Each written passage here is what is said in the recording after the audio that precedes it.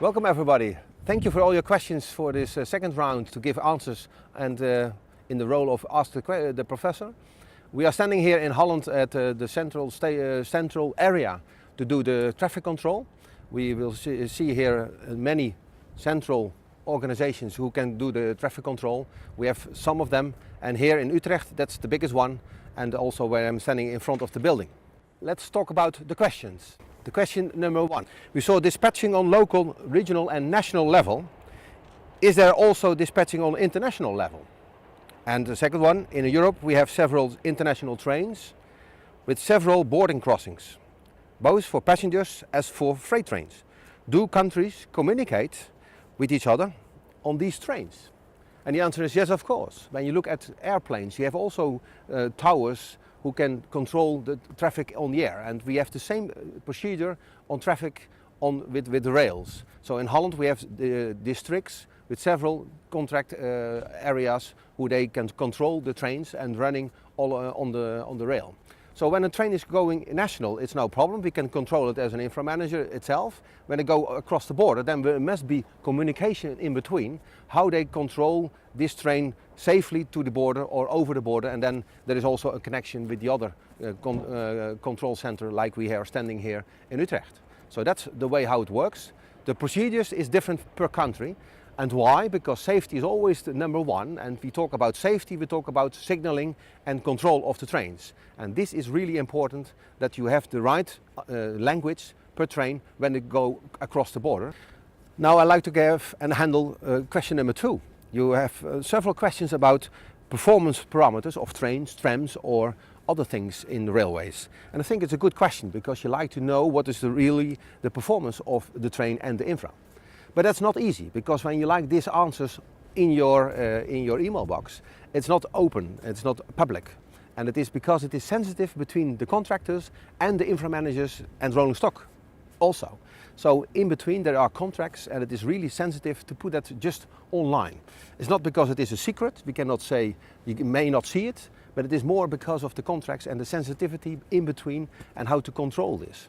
So the parameters are there, yes, and sometimes when you look at the public website of ProRail, you can also see key performance indicators on the website itself. So you can also check, for example, how good is what about how robust is the system, what about the possession time, and etc. etc.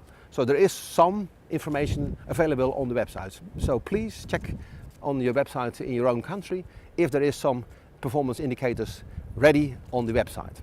If not, maybe you can find it on Google or whatever, but it is sensitive and that's why they are not so open. When you look at the space and aircraft industry, you also see that not everything is there. For example, when we have a problem with rolling contact fatigue, you don't see these messages just in the newspapers. And why? Because it is not an incident, it's not an accident. It happens, and we don't. I think the industry doesn't like to say everything what's ongoing, and it's also not necessary, because the safety is not a question. So why should we bring that to the world, or everything? The same with the aircraft. Some aircraft are not going in the air because there is a problem, safety or cracks or whatever. And that's the same story here in railway systems. Now I'd like to go for an answer for the next question, and the next question is about ERTMS. So thank you for that. But first I like to give more in-depth about ERTMS, because what is it and what about the history of this? In the old days you can see that we have the old signs and signals like here. The problem here was it was mechanically, and everything what moves can be broken or will not function. So it was also a heavy assets, and you have a heavy control this, like these ropes you had or chains to control it. And this old ways, or you don't see anymore in Europe, maybe in other countries, but in the next time we see this all this happening in changing this electrical, and we see these signals as you see it as now in track, and that's what you see with LED signalings and the new way of signaling. To control this is that we have to get rid of this, so we don't have these expensive assets in the track.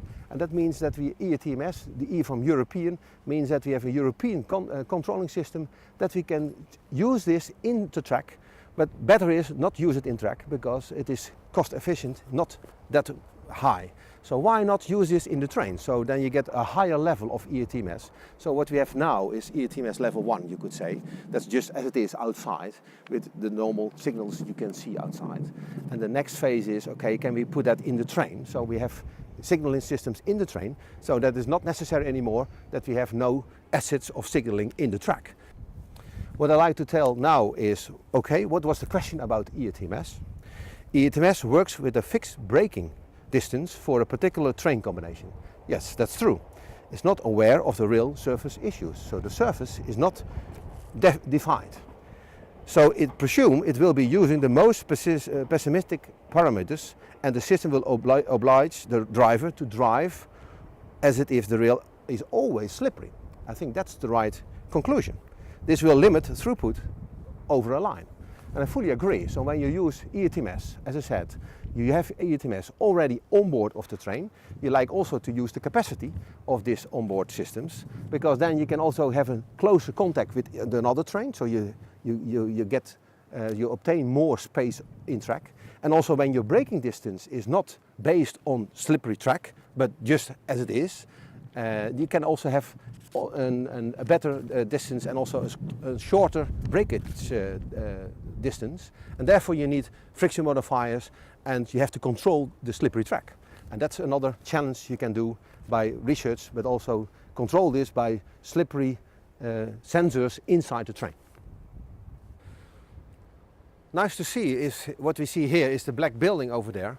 The black building, you can see that this is a power unit to supply the energy to the trains on the catenary and for the trains for the pantographs. So this system is used as a battery, you could say, a transformer of energy who can put the high electricity on the power line. So when you see here, this building over here gives a space, and there's also a safety issue, because when there is a disturbance or there is a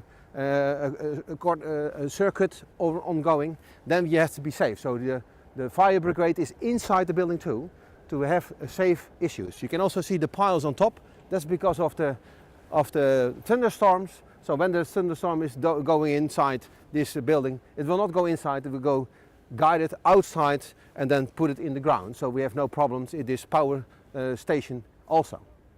Another question with Ask the Professor, I like to show you the control room. You can see over here, and that's when there are really accidents or disturbances on track.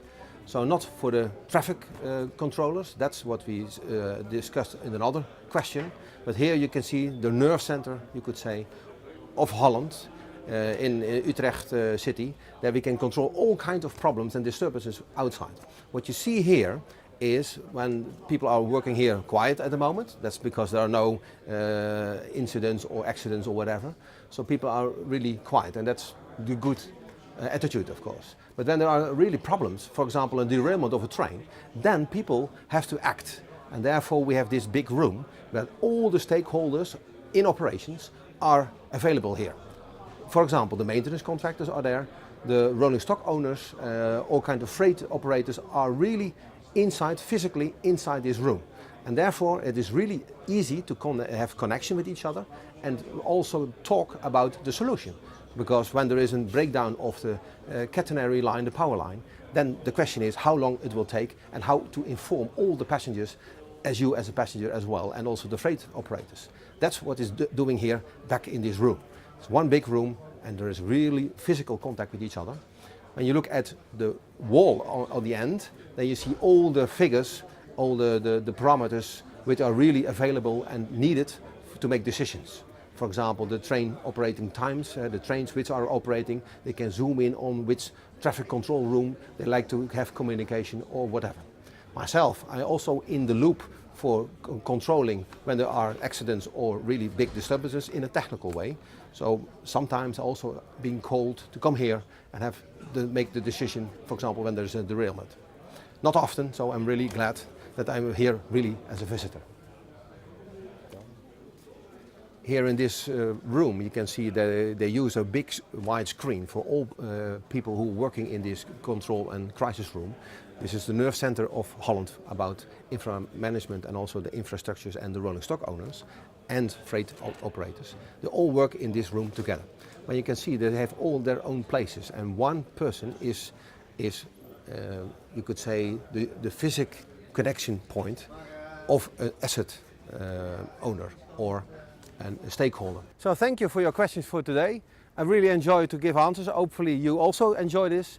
Maybe you can also check in your own country where all this information you can take from. Maybe you can put it back to us also so we can share it on the world map. Would be interesting, I think. So thank you. Keep the mood high, and to finish the MOOC, we enjoy it very much, and I think the next 2 weeks are really interesting to follow. So please go ahead, and next time we have at the end a last movie to give answers in the situation of Ask the Professor. Thank you and good luck.